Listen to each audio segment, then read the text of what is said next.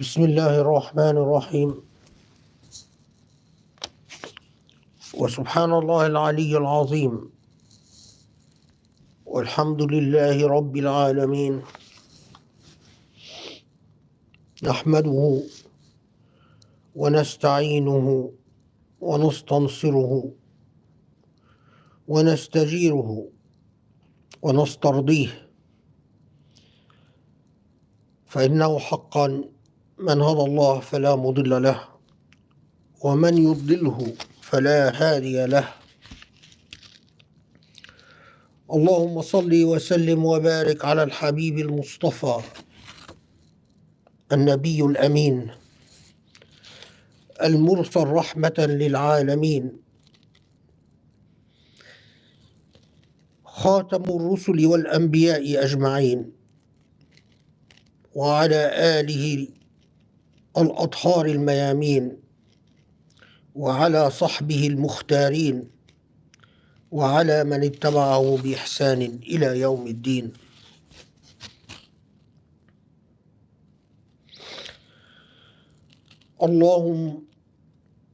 اللهم يا رب تبرأت إليك من حولي وقوتي وعلمي ومعرفتي ولجأت إلى حولك وقوتك وعلمك وتوفيقك فإنك تعلم ولا أعلم وتقدر ولا أقدر وأنت علام الغيوب. اللهم افتح لنا أبواب فضلك وانشر علينا خزائن علمك وبرحمتك ارحمنا يا أرحم الراحمين وبرحمتك ارحمنا يا أرحم الراحمين.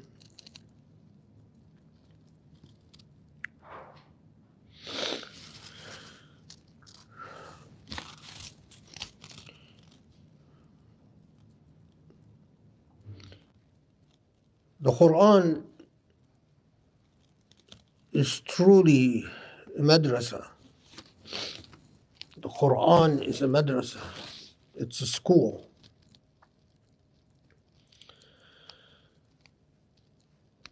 SubhanAllah, that book, that revelation is an entire school. But like all schools,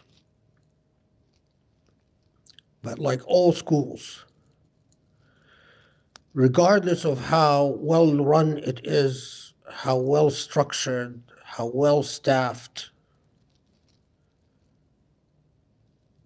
the quality of students varies significantly.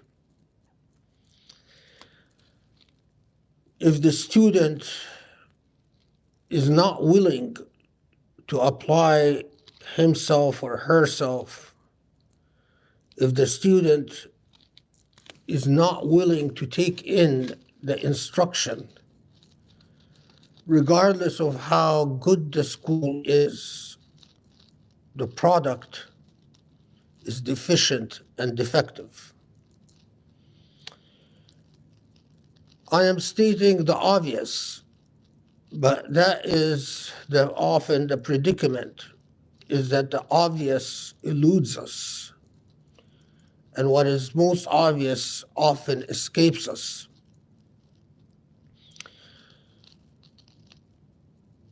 If you take the most brilliant piece of literature and you give it to a monkey and you entrust the monkey to read it,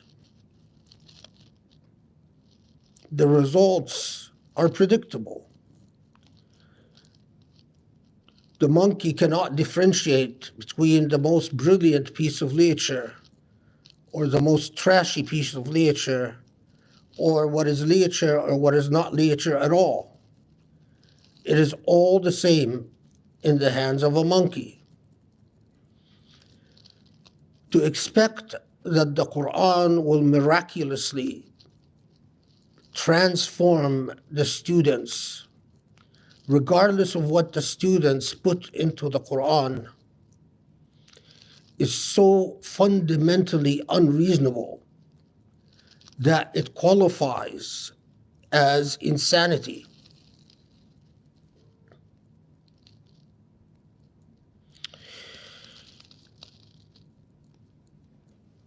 So often in all the khutbahs I've given, I emphasize that the life we live in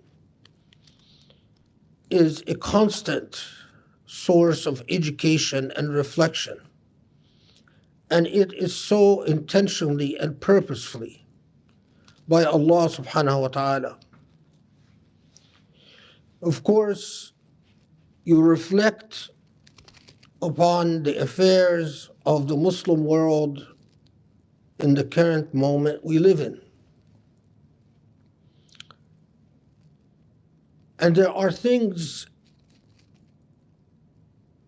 that they are only normalized. They are only normalized among people that are thoroughly traumatized.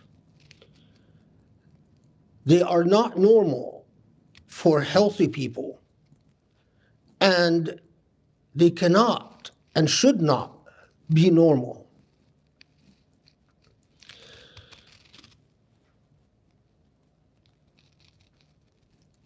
And what the Qur'an has to tell us about oxymorons and thorough paradoxes like that is truly breathtaking. So I return to some of the insanity that we live in throughout the Muslim world that again has become normalized for the Muslim psyche. Before I talked about how there are all these narratives of incredible, unbelievable, shocking suffering and torture in the prisons of Assad, of Syria. And I pointed out the paradox that that is not the exception.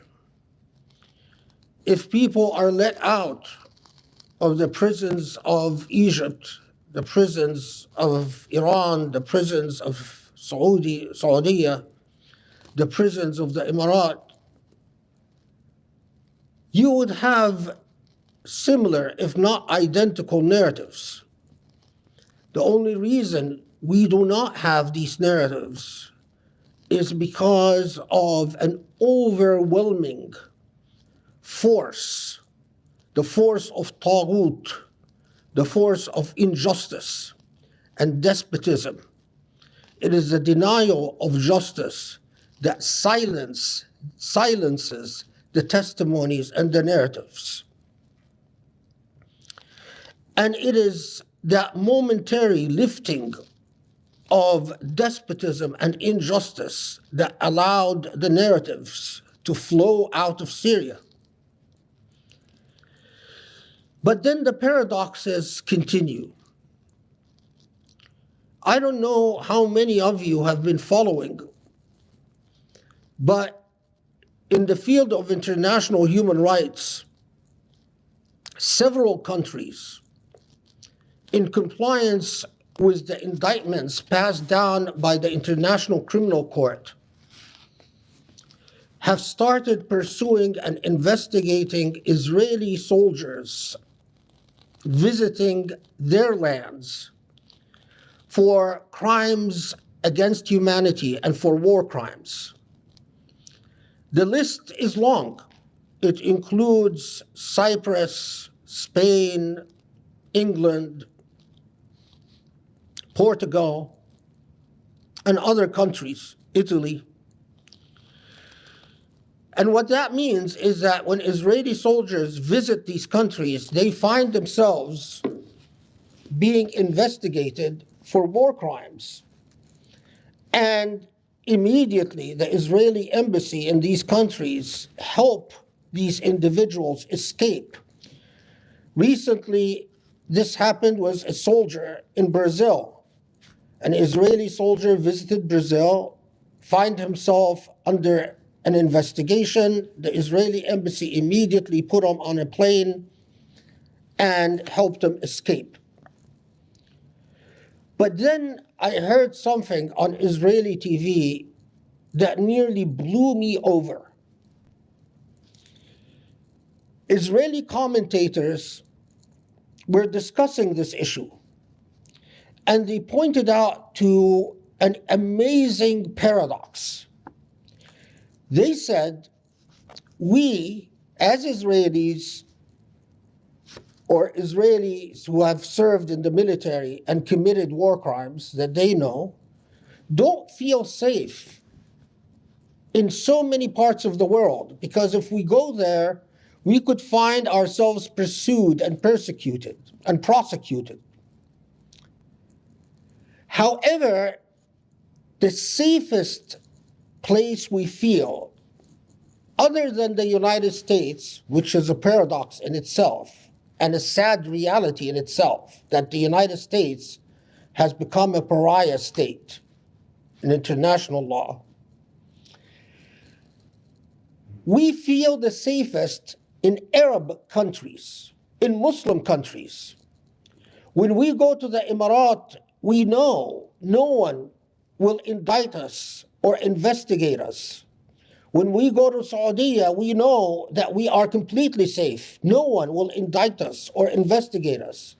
When we go to Egypt, we know for sure no one will indict us or investigate us. The same when we go to Morocco. And I paused and thought about the utter weirdness of the statement,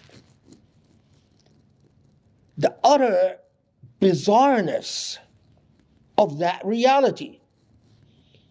A genocide goes on unhampered, uninterrupted. Israel relies on its Muslim neighbors to continue supplying it with food and fuel and everything it needs.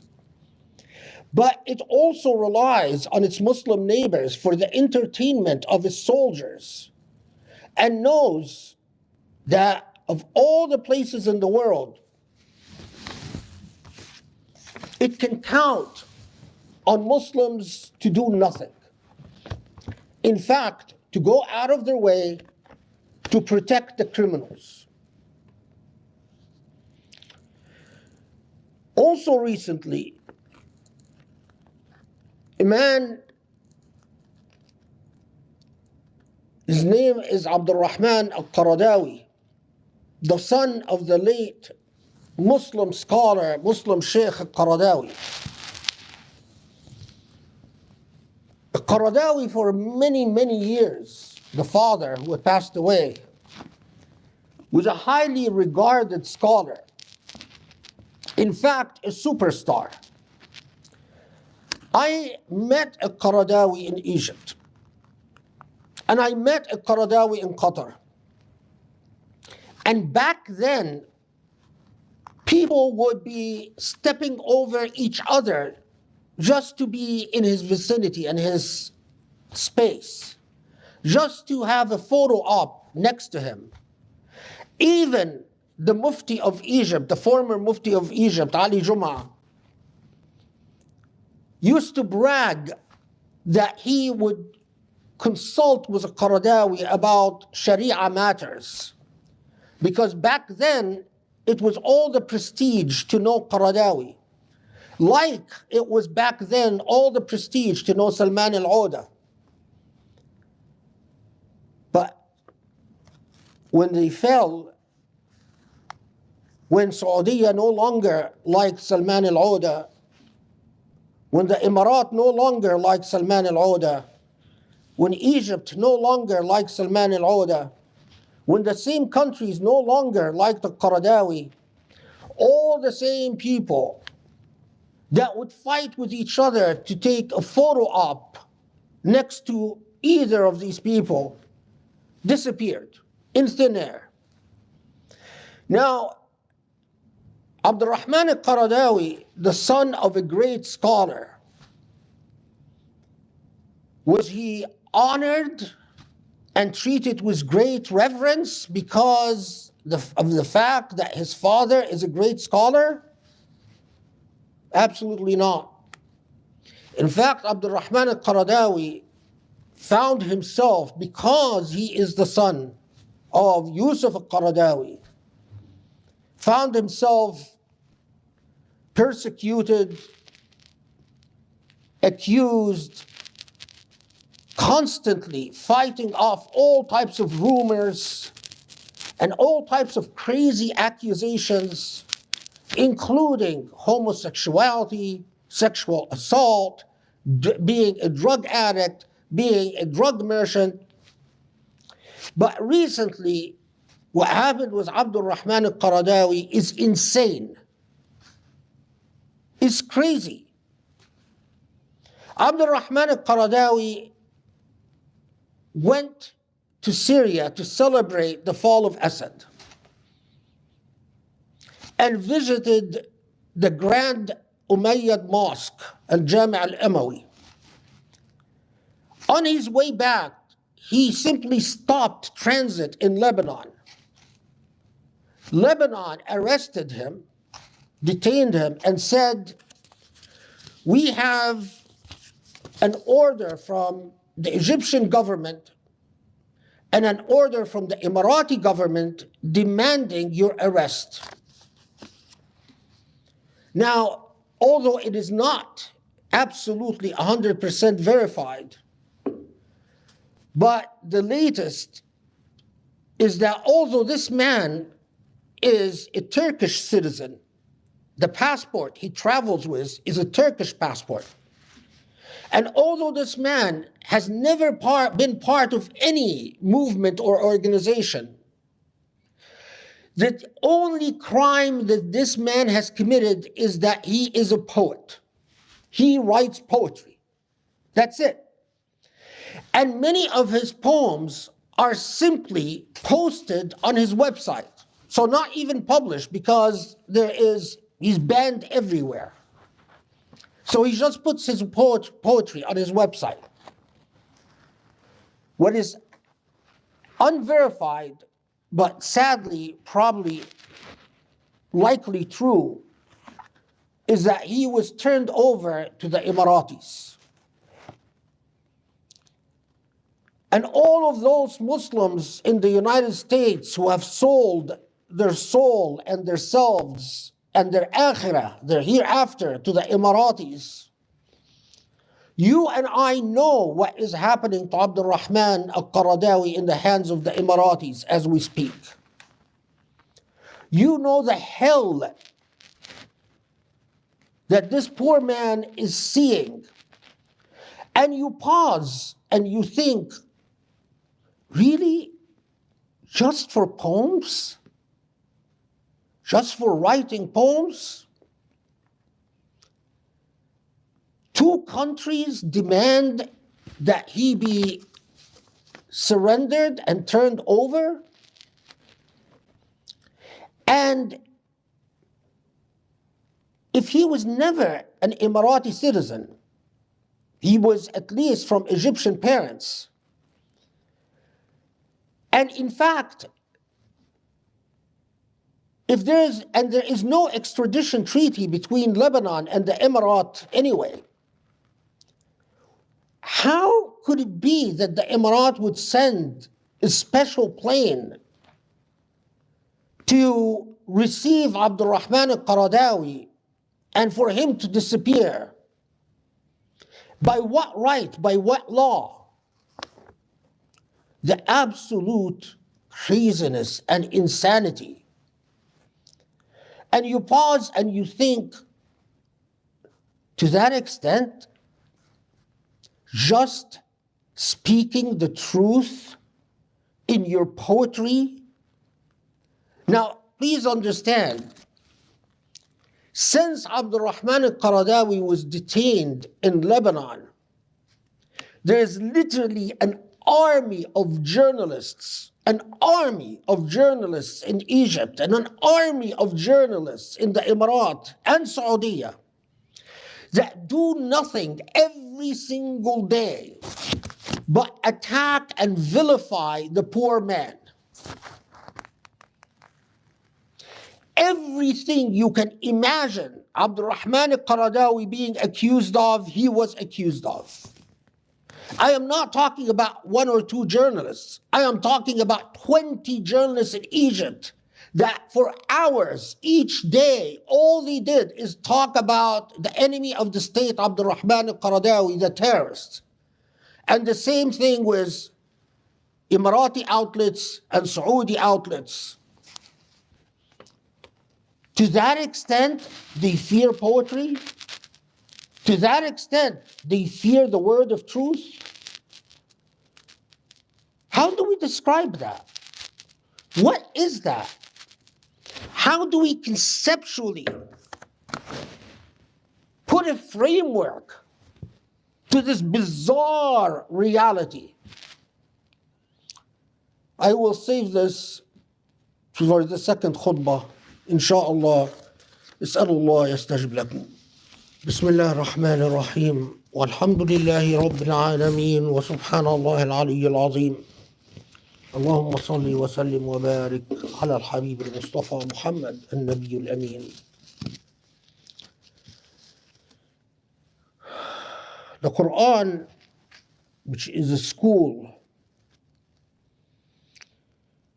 in fact, taught us one word that encapsulates all of this insanity and craziness. But sadly, we as students in the school of the Qur'an are not very good students. We're oblivious. The word that the Qur'an taught is a taghut.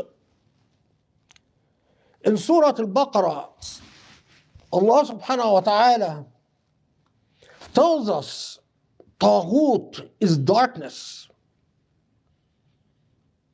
In fact, taghut is the opposite of divinity.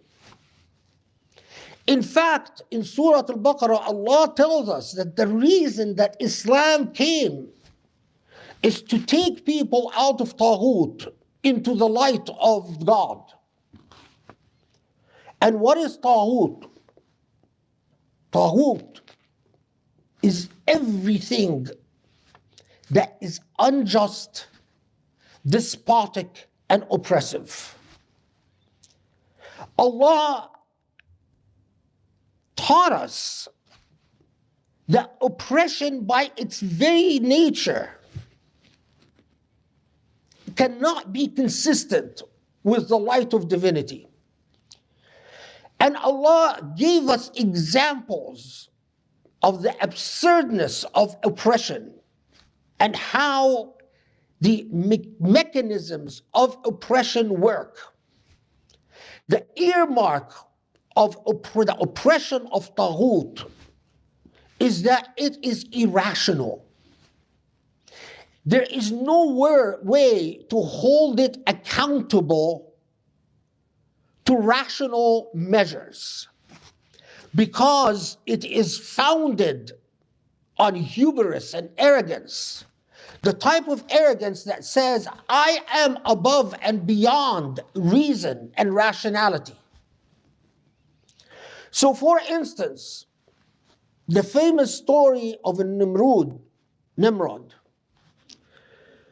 the purported ruler of Iraq in ancient times, a thorough despot in his confrontation with the Prophet Ibrahim alayhi salatu wassalam.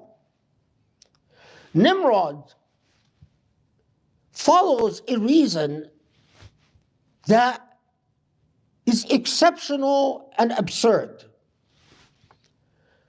When Ibrahim tells Nimrod, you're not God. You don't control life and death. You have an inflated sense of ego. Nimrod throws in a logic that is exceptional and incongruous. He says, well, I can bring some prisoners and I can order one to be executed and pardon another. See, I do what God does. If you are not a monkey, if you have any element of reason in you, you pause and say, wait, that's not a good response. So you can pardon someone and execute someone. That doesn't mean you can give life and death. But who is going to tell Nimrod that your response is irrelevant or inopposite or just simply bad? Nimrod exemplifies Taghut. And so when Ibrahim destroys the idols, and Nimrod brings Ibrahim and he says, did you destroy the idols? And Ibrahim tells Nimrod, you know what? It is the grand idol, the biggest idol. Ask him who destroyed. He's the only one who hasn't been destroyed. Ask your idol who destroyed the idols.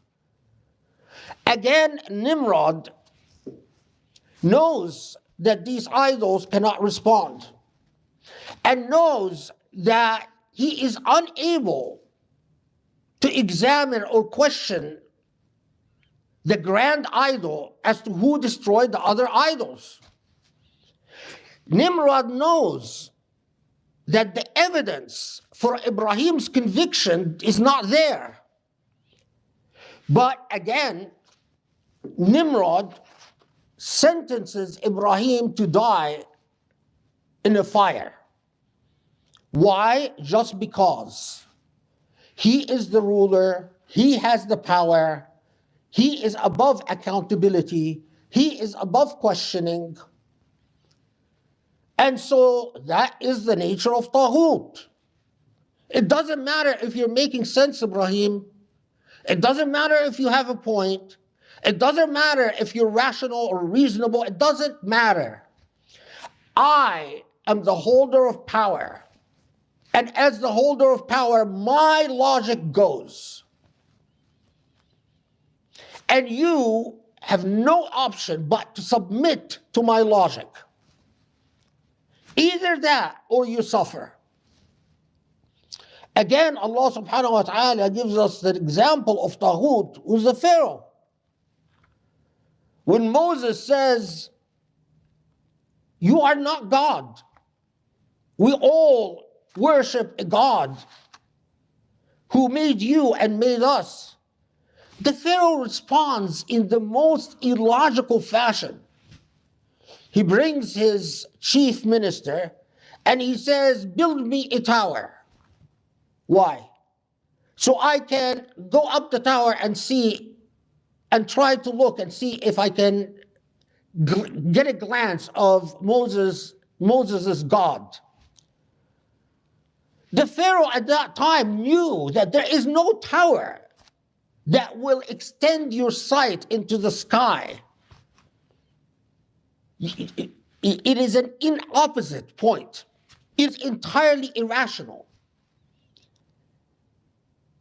But because of Taghut, regardless of the irrationality of the response, people who are subjugated and dominated have no choice but to listen to the Pharaoh and say, oh, you've got a point, master.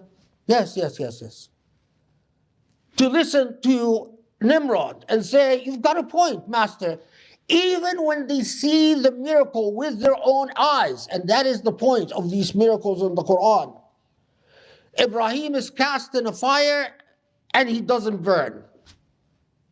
Moses crosses the Red Sea and he doesn't drown. And even though they witnessed and saw the miracles with their own eyes, was Nimrod overthrown? No. Was the Pharaoh overthrown? No. Why?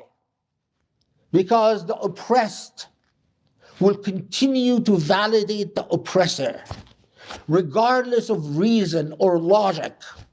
There is no way to hold the oppressor accountable. That is the core of a taghut. It doesn't matter if one explicitly calls himself Allah. It doesn't matter if Sisi of Egypt says, I am God. It doesn't matter if Assad of Syria says, I am God. It doesn't matter if the king of Saudi or the crown king or whatever says, I am God. It doesn't matter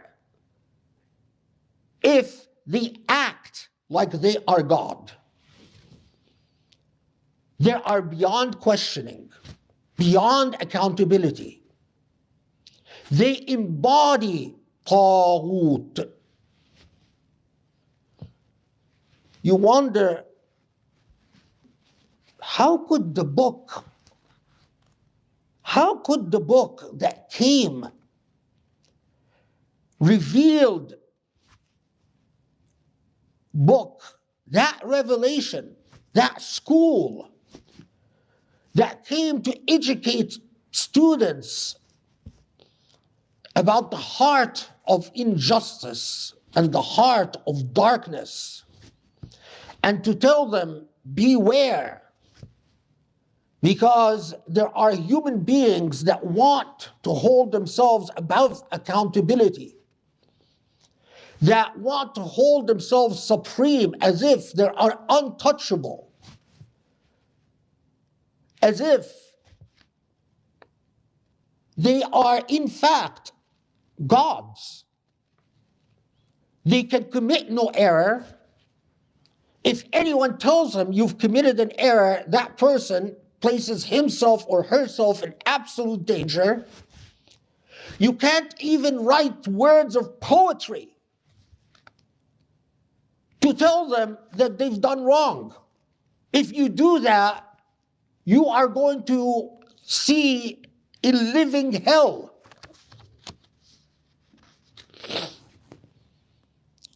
They can give quarter to war criminals, even people that killed your brothers and sisters, the Israeli soldiers. While countries that have lesser degrees of taghut, like Brazil, Cyprus, Spain, Portugal, can pursue the war criminals and indict them, you as Muslims have no choice but to sit there and read your Qur'an and be bad students. The Qur'an is a school, but it needs good students. It doesn't matter what the quality of the school is if a student is determined to be bad. The net result will always be bad. As I said, it doesn't matter, the most brilliant book in the hands of a monkey has predictable results. You can't put the most brilliant book in the hands of a monkey and expect that the intellect of the monkey will be elevated. We can't be monkeys. We can't continue being monkeys.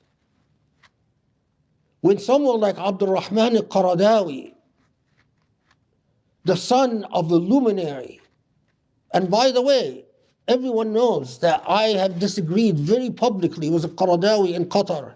It's a long story. But that's beside the point. It is enough that he is the son of someone who lived his entire life serving Allah and serving Sharia. That should have earned him immunities. But even if his father was a common person, a nobody, he should be entitled to justice. He should be able to write whatever he wants to write and not fear that he will disappear. We as Muslims should be able to demand that our governments go after war criminals, people who participated in genocide at a very minimum. But we are completely helpless before Taghut, to the point that we don't even teach our children about Taghut. We will teach our children about hijab, but not about Taghut. We will teach our children about the most marginal issues, but not something at the heart and core of theology. Till when will Muslim remains monkeys in a very good school, the school of the Qur'an? اللهم اغفر عنا اللهم اغفر لنا اللهم فقهنا في الدين يا رب العالمين اللهم اهدنا لأقرب من هذا رشدا. Allah forgive our sins. Allah help us become educated, become faithful students in the school of the Qur'an. Allah ya Rabb al-Alameen, help us overcome Taghut in all its forms. The Taghut of others, the Taghut of the self, the Taghut of Shaitan, the Taghut of Shayateen, both human Shayateen and Shayateen of Jinn. For you are the only sustainer and only source of true help. أقول قولي هذا وأستغفر الله لي ولكم وأقم الصلاة.